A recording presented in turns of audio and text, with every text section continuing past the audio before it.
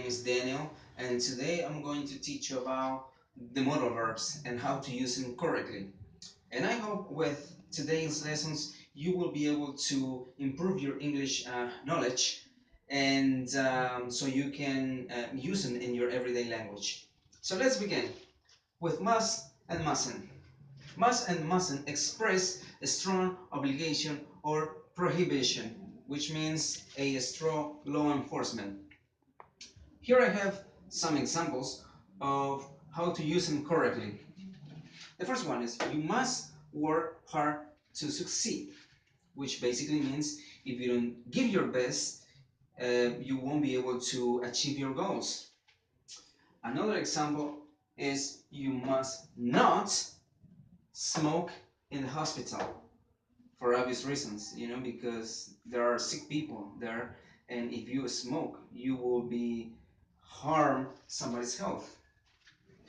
Another example that I have here is you must show your passport at the airport, because if you don't show your passport at the airport, you won't be able to get to your destination. We have the have to and don't have to modal verbs. Here, the first one talks about obligations.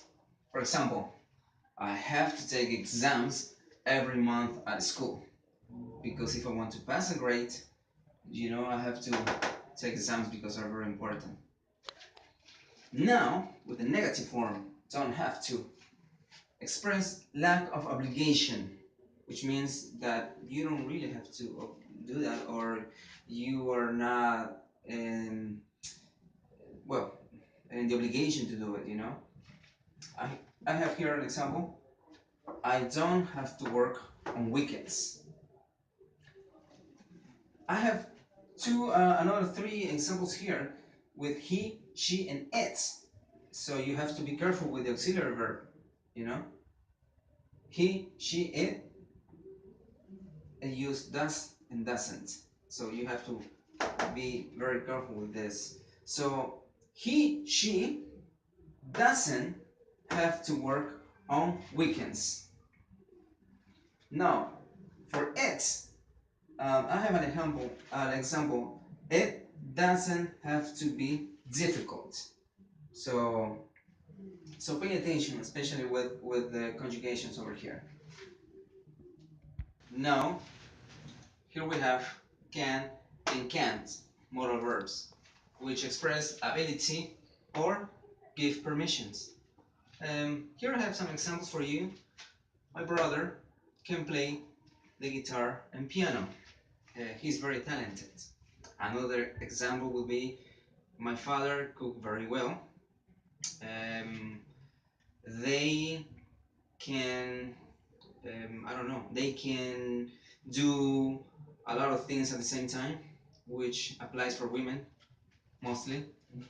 Or you can use it in a negative form. You cannot use my laptop.